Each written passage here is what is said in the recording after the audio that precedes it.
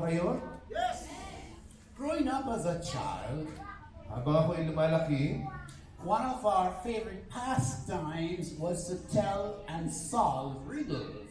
ang isa sa mga pagpalipas oras na aking ginagawa ay mag-solve o magsabi ng mga riddles o ng bugtong. One common riddle was, Isang common na riddle ay, if you call the tail of a dog a leg, kung tatawagin mo ang buntot ng aso na binti, how many legs does the dog have? so ilang binti meron ang aso? That's the answer. Therefore, because calling the tail of a dog a leg does not make it a leg. Ayan, dahil kahit tawagin natin buntot ang kanyang mga paa, ay hindi ito nagagawang paa o binti ang buntot.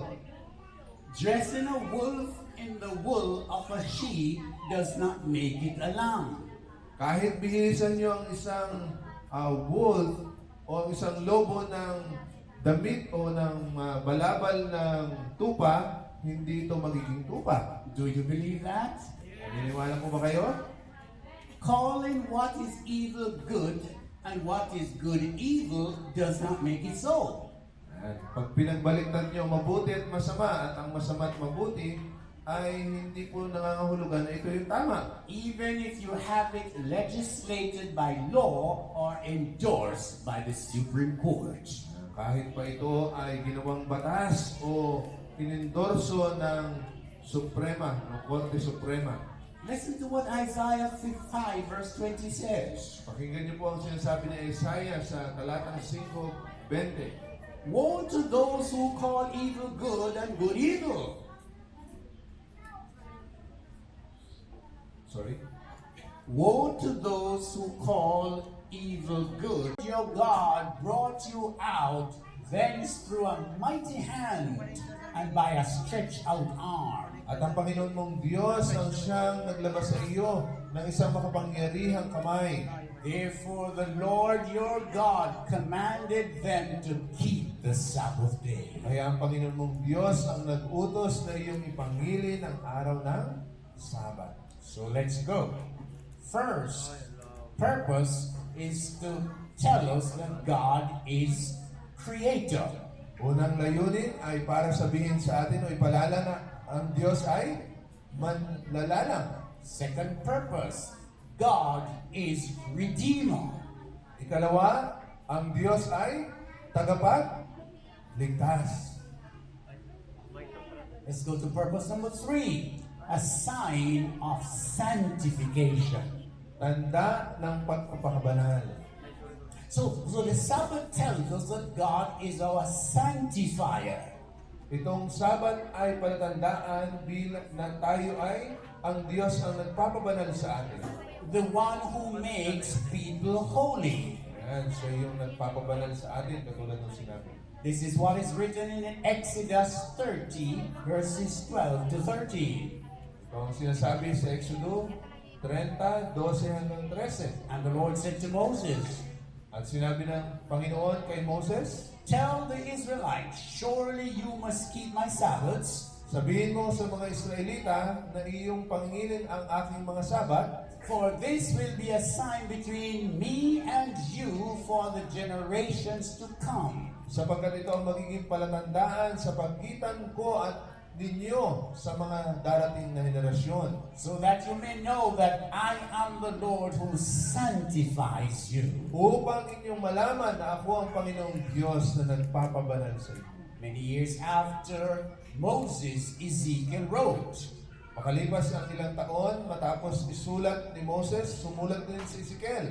moreover, I also gave them my Sabbaths to be a sign between them and me. Akin din namang ibinibigay ang aking mga Sabat upang maging tanda sa pagitan ko at ninyo. That they might know that I am God who sanctifies them. Upang inyong malaman na ako ang Diyos na nagpapabanal sa inyo. The International Standard Bible Encyclopedia says, Ayon sa International Standard Bible Encyclopedia, to sanctify means to make holy. ang pagsasanctify o ang pagkabanal o ang ibig sabihin nito ay pabanalin Or to separate from the world and consecrate to God. at ihiwalay ito mula sa mundo at isang tabi para sa Diyos. However, this separateness is not a physical removal from other people. Kaya lang, ang paghiwalay na ito ay hindi yung pisikal na inaalis tayo mula sa mga tao. But a spiritual relocation into God's sphere of being, as one commentator puts it. Subalit ito po ay spiritual na relokasyon sa sphere ng Diyos ayon sa isang commentator. It is a separation from sinful living to a dedication to God's standard of righteousness. Ito ay paghiwalay sa atin sa isang buhay na makasalanan at pagtatalaga ng ating buhay sa isang buhay na matuwid. It is a separation from idolatry and worldliness to a connection with God and His holiness. Ayan, ito ay paghiwalay sa atin mula saan? Sa Diyos-Diyosan o sa kamunduhan at ninanais tayong magkaroon ng koneksyon sa Diyos at sa Kanyang kabanalan. When individuals are sanctified, it means that they have committed their life to the lordship of the Spirit of God.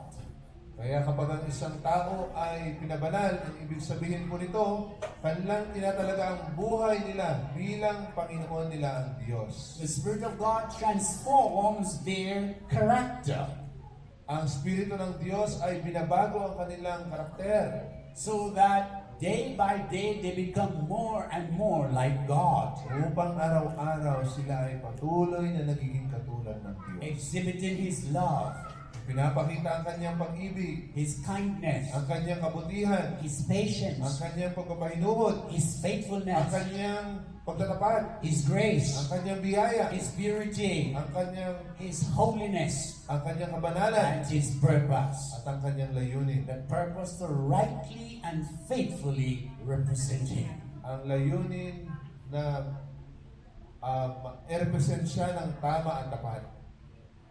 May I remind you Nais ko kayong paalalahanan that although the Sabbath occurs once per week na bagaman ang Sabat ay nangyayari isang beses sa isang linggo and signifies God's power to create, at nagpapaalala o nagpapakita ng kapangyarihan ng Diyos na lumalang, to liberate, na magpalaya and to make people holy, at upang gawin ang tao bilang banal, we are not holy just on the Sabbath, hindi lang tayo nagiging banal sa araw ng Sabat, but every other day of the week.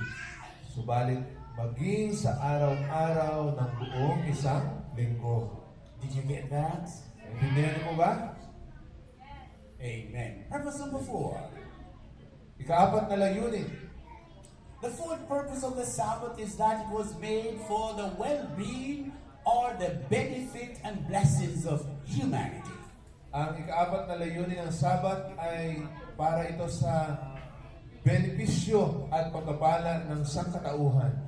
If you remember our text, it says, Kung inyo maalala ang ating talata, Sabbath was made to meet the needs of people ang Sabat ay ginawa upang maabot ang pangangailangan ng mga tao and not people to meet the requirements of the Sabbath. at hindi para ang tao ay abutin ang requirement ng Sabat. So the Son of Man is Lord even over the Sabbath. Kaya ang anak ng tao ay Panginoon din ng Sabat. One paraphrase puts it this way. Ayon sa ibang salin, After giving them a moment to think, Jesus said, matapos silang bigyan ng pagkakataon ay pag-isipan, ang sabi ni Jesus, the Sabbath was created as a gift for humanity, ang Sabat ay nilikha bilang isang regalo sa sangkatauhan to be a blessing for human beings. para maging pagpapala sa mga tao. Human beings were not created as a gift for the Sabbath. Ang tao ay hindi nilalang para maging regalo sa Sabat. Understand this clearly. Unawain natin mabuti. The Son of Man doesn't serve the Sabbath. Ang anak ng tao ay hindi naglilingkod para sa Sabat. The Sabbath serves him. Ang Sabat ay naglilingkod para sa kanya. Do you understand the difference? Naintindihan niyo po ba ang pagkakaiba? Jesus divulged or revealed this purpose of the Sabbath when he was confronted with the Pharisees. Si Jesus ay pinahayag ang layunin na ito ng Sabat nang siya ay harapin ng mga Pariseo. The Pharisees accused his disciples of harvesting on the Sabbath. Ayan, pinagbintangan ng mga Pariseo ang kanyang mga alagad na sila ay nag-harvest sa araw ng Sabat. All because they plucked a few grains of corn to satisfy their hunger one Sabbath after worshiping in the synagogue. Ayan, sapagkat sila ay pumuti ng ilang mga butil ng mais para matugunan ang kanilang pagkagutom. This to them was gross violation of the rules and regulations of the Sabbath. Para sa mga Pariseo, ito ay isang malaking paglabag sa mga utos at regulasyon ng Sabat. That the Sabbath was made for man means Na ang Sabat ay ginawa para sa tao, ang ibig sabihin ay that the Sabbath came into being after the creation of man. na ang Sabat ay dumating matapos likhain ng tao. Not to make him a slave of rules and regulations, Hindi upang gawin siyang alipin sa mga utos at regulasyon, but to cater to his spiritual and physical well-being. ayan, kundi upang magbigay sa kanyang pisikal na pangailangan at spiritual na kalagayan. Therefore, any denial of human needs on account of the Sabbath Kaya anumang bagay na pangangailangan o pagtanggi sa pangangailangan ng mga tao sa araw ng Sabat is a perversion of its original purpose. ay paglihis sa orihinal na layunin nito. We do good on the Sabbath. Gumagawa tayo ng mabuti sa araw ng Sabat. The Sabbath serves us. Ang Sabat ay naglilingkod sa atin. We cannot serve the Sabbath. Hindi tayo ang naglilingkod sa Sabat. Do you understand that? Naunawaan niyo po ba? Let's move to the next slide, please. Dr. Timothy Jennings says, Ayon kay Dr. Timothy Jennings, the Sabbath was made for man's benefits and blessings, ang Sabat ay ginawa para sa benepisyo ng mga tao at sa kanilang pagpapala. and all things in harmony with God's nature and character of love. At lahat ng bagay na ayon sa likas at karakter ng Diyos na pag-ibig Are lawful on the Sabbath. ay mabuti sa araw ng Sabat. Let's talk a little about the Sabbath. Ating pag-usapan ng konti ang araw ng Sabat. Each week as the Sabbath rolls around, Habang ang Sabat ay dumarating sa isang linggo, do we experience it as a burden or as a blessing? nararanasan ba natin na ito ay isang pabigat o isang pagpapala? As we celebrate it, do we make it a burden or a blessing? Kapag atin itong ipinagdiriwang, ginagawa ba natin itong isang pabigat sa iba o pagpapala sa iba? Do our children and young people see the Sabbath as a period of lockdown? Ang ating bang mga anak at mga bata ngayon, mga kabataan ay nakikita ang Sabat bilang isang araw na parang sila ay nakakulong? A 24-hour sentence with hard labor? Isang 24 oras na sentensya na mayroong matinding paggawa? A day that robs them of their joy and liberty? Araw na kumukuha ng kanilang kaligayahan at kalayaan? Or do they look forward to it with eagerness and delight? O kanila bang inaasam-asam na merong kasiyahan Just as they do for Thanksgiving, for Christmas, or for their birthday? katulad ng pagdating ng araw ng pagpapasalamat ng Pasko at sa kanilang kaarawan? Do they see the Sabbath as the day when they have their worst meal? Nakikita ba nila ang Sabat na ito yung araw na ito yung hindi pinakamasarap ang kanilang pagkain? Or do they salivate all week for the cuisine for the coming Sabbath? O kaya sila ay excited, naglalaway na matikman yung pagkain na lulutuin sa araw ng Sabat. God made the Sabbath for us to celebrate. Ginawa ng Diyos ang araw ng Sabat para ating pagdiwang. God made the Sabbath to be a blessing to us. Ginawa ng Diyos ang araw ng Sabat upang maging magpapala sa atin. And we should be happy when the Sabbath is coming around. At kinakailangan tayong masaya kapag darating na ang araw ng Sabat. For our day of rest is coming. Sapagkat ang araw ng ating pagpapahinga ay darating. For another opportunity to help somebody is coming. Sapagkat panibagong pagkakataon na tayo ay makakatulong sa iba. For somebody's in the hospital that I need to go visit. Maaaring ang isang tao ay nasa ospital at maaari natin bisitahin. For somebody's in jail that I need to go visit. Maaaring ang isang tao ay nasa preso at maaari kong bisitahin. For somebody's hungry and I must feed him. Maaaring may isang tao na nagugutom at akin siyang papakainin. For somebody needs my help and I must give that help. Maaaring ang isang tao ay nangangailangan ng tulong at ito ay aking may I bibigay sa say kanya. to you, the Sabbath is a delight.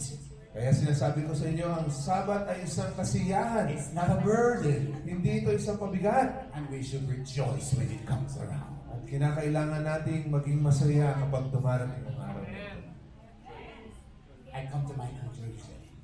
Ako ay dadako sa aking pagtatapos. Lord, I thank you for the gift of the Sabbath that comes around every Saturday. Panginoon, pinasasalamatan ko kayo sa regalo ng Sabat na dumarating sa tuwing araw ng Sabado. I accept Jesus as my Savior, Aking tinatanggap si Jesus bilang aking tagapagligtas. and I'm willing to surrender my life to Him. At gusto kong isuko ang aking buhay sa Kanya. Teach me how to celebrate the Sabbath Turuan mo ako kung paano ko ipagdiwang ang Sabat in ways that honor you sa paraang nakalulugod sa inyo. and also bring blessings and benefits to my fellow man. At ako rin ay makapagdala ng pagkapala at benepisyo sa aking kapwa. If this is your commitment to God, I ask you to raise your hand with me. Kung ito po ang inyong pagtatalaga sa Diyos, maaari niyo po bang itaas ang inyong mga kamay? I thank you very much. Maraming salamat. And to those of you who presently celebrate the Sabbath, Maaari ko po bang makita sa inyo kung ilan na sa inyo yung sa kasalukuyan ay ipinagdiriwang ang Sabat ng masaya? oh, I thank you very much.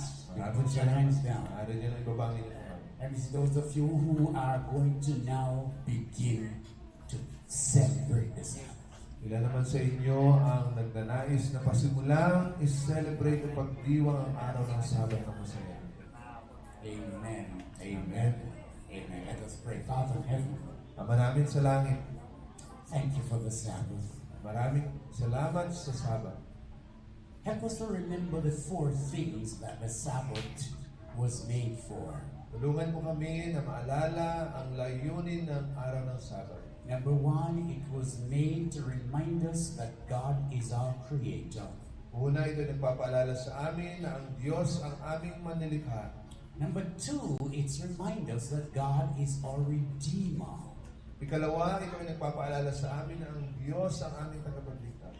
Number 3, it tells us that God is our Sanctifier, the one who makes us holy, Ikatlo, ito ay nagsasabi sa amin na ang Diyos ang siyang nagpapabanal sa amin so we can be like Him in our conduct. upang kami maging katulad niya sa aming mga pag-uugali. Then number 4, the Sabbath is a blessing to us. At ikaapat, ang Sabat ay isang pagpapala sa amin. Help us to experience the blessings of the Sabbath. Tulungan mo kaming maranasan ang pagpapala ng Sabat And help us to rejoice in those blessings. at tulungan mo kaming magalak sa mga pagpapalang ito.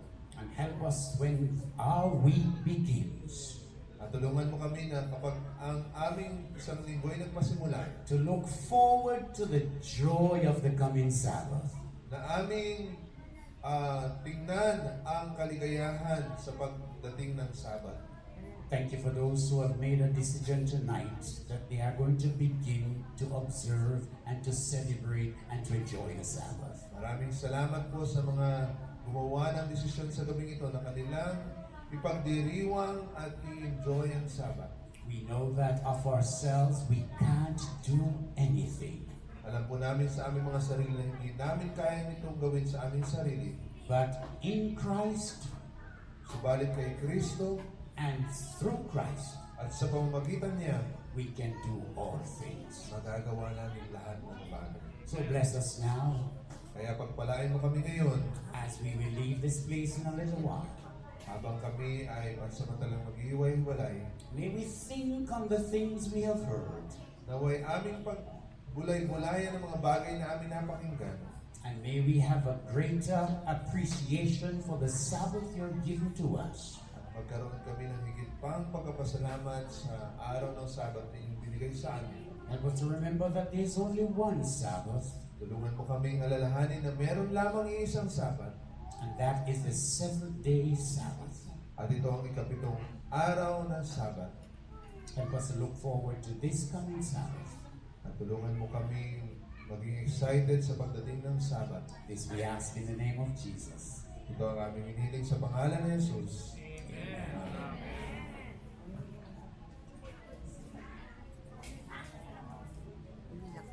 Videoan ko lang sila.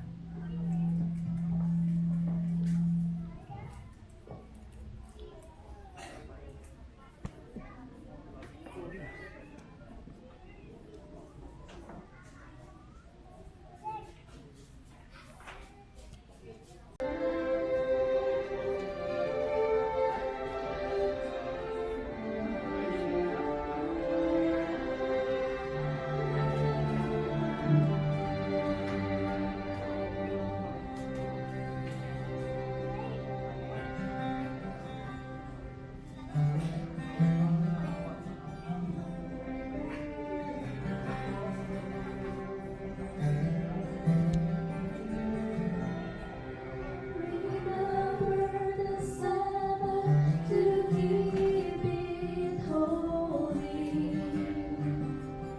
Honor the day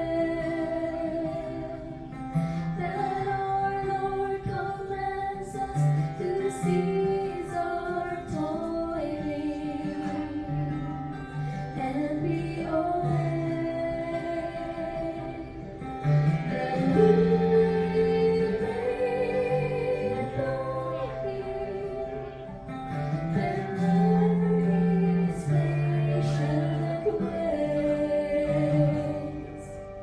keeping the Sabbath holy in all the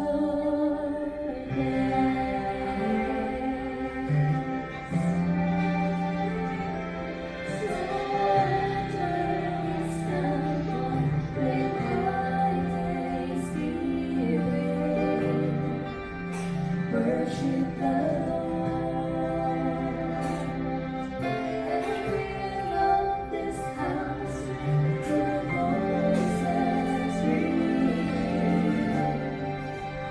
Let them be heard, for we adore thee and lift our voice in praise.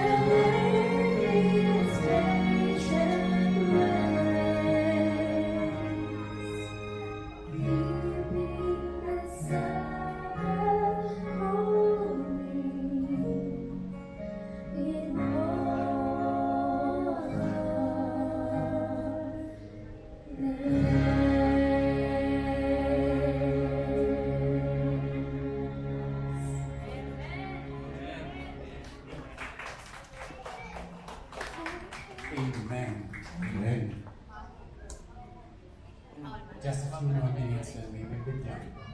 Sa ilang pang mga sandali ay tayo natatapos na. I mentioned earlier that we're going to be having a baptism this Saturday. Aking nabanggit kagabi na tayo ay magkakaroon ng pagbabautismo sa darating na Sabado. Last night we made a call for those who are planning to be baptized this Saturday. At kagabi tayo po ay nanawagan para doon sa mga nagnanais na magpabautismo ngayong Sabado. And some people came out. At merong ilang lumapit. It's possible that you didn't make that decision last night. Maaring hindi ka kasama doon sa mga nagdesisyon kagabi. But you have made that decision now. Subalit ikaw ay nagdesisyon na ngayong gabi. You love Jesus. Mahal mo si Jesus. And he says, if you love me, keep my commandments. At siya nagsabi ko ako yung iniibig, susundin mo ang aking mga utos. Part of the commandments is the Sabbath. At bahagi ng kanyang utos ay ang Sabat. You want to give your life totally to God. Gusto mong ibigay ng buo ang iyong buhay sa Diyos. You didn't come last night indicating that you wanted to be baptized. Hindi ka napasama kagabi na iyong pinahiyag na gusto mong magpabautismo. But you want to join that group that will be getting baptized this Sabbath. I ask you to come. Subalit gusto mong mapasama sa mga nagdesisyon na ito kagabi na magpabautismo sa araw ng Planning to Sabat. be baptized. You didn't come last night. Hindi ka na pa rito kagabi. Come. Maaari kang lumapit ngayon sa Let's unahan pray with you. upang ipanalangin namin If you kayo. came last night, you don't have to come now. Kung kayo ay tumayo na If you kagabi, came last hindi night, na kayo you maaari. don't have to come now. But you didn't come. You're planning to be baptized this Sabbath. Come. Ayan. Para po sa mga hindi tumugon kagabi at ngayon ay nagnanais na magpabautismo rin sa araw ng Sabat, kayo po ay pinanayahang lumapit sa una. You may be young, you may be old. Maaring kayo ay bata o maaring kayo matanda. You are planning to be baptized this Sabbath. Please come. Kayo ay nagpapanukalang magpabautismo sa darating na Sabat. Kayo po ay lumapit kung hindi pa kayo nakatayo kahapon. Is there one more to join the group? Meron po ba pong isa na nais sumama? Don't be afraid. Huwag po kayong matakot. Don't be afraid. Thank you. Maraming salamat. Is there one more? Meron pa po ba? Is there one more? Please come. Kayo po ay lumapit. I thank you very much. Please Maraming come. salamat. Is there one more? Meron pa po ba nagnanais na tumayo? You accept Jesus when you can. Alalahanin When niyo you po can't. He na says, today is what you have, not tomorrow. ngayon ang araw at hindi bukas. Come. Maaari Is there kayong one lumapit. more? Please come. Lumapit po kayo. Meron pa po ba? We're not going to be delaying too longer. I think the night is far spent. Hindi na po natin pagtatagalin ito masyado. But perhaps there's one more who's just a little shy. You're just a little shy. Maaring meron pa po sa inyong nakaupo ngayon, subalit kayo ay nahihiya. But you have seen the need to be baptized. At nakita niyo ang pangailangan na kayo ay mabautismo. God has been calling you. At ang Diyos ay tumatawag sa inyo. And you're ready to respond. At kayo ay nakahandang tumugon. Please come. Maaari po ba kayong lumapit? Please come. Please come. Lumapit po kayo kung kayo ay narinig. Let us pray. Tayo manalangin. Pastor, please. Let's hold your hands.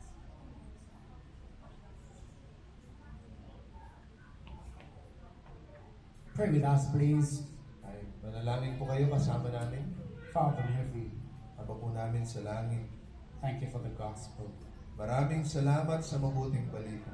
Thank you for the Holy Spirit, Maraming salamat sa banal na Espiritu. a spirit that brings conviction to men, Ang Espiritu na siyang nag-uudyok sa tao. a spirit that tells men that God loves them, Ang Espiritu na nagsasabi sa tao na mahal tayo ng a Diyos. spirit that reminds them that God died to save them, Ang Espiritu na nagpapaalala na ang Diyos ay namatay para sa atin.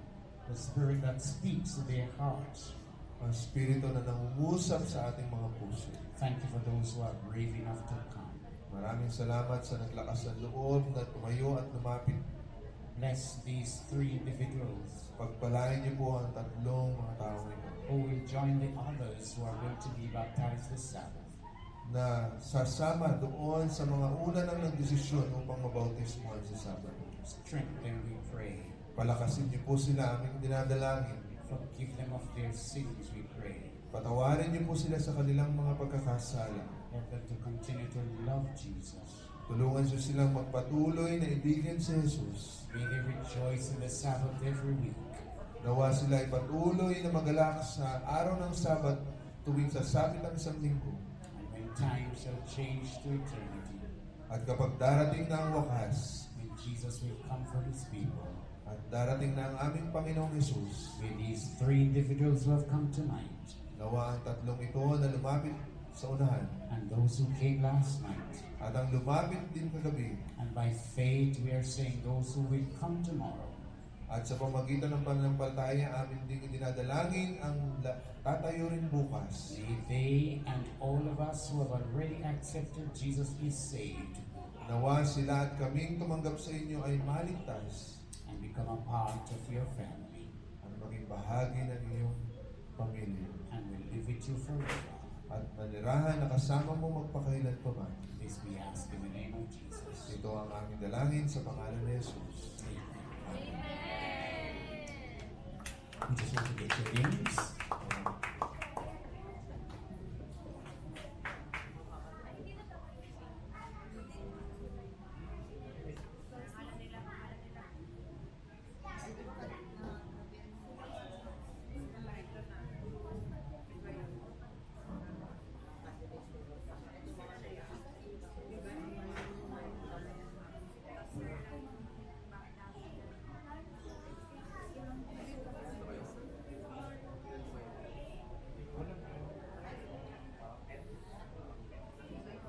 Para po sa ating closing song, tayo pong lahat ay tumayo at awitin po natin ang ating theme song, Proclaim His Grace.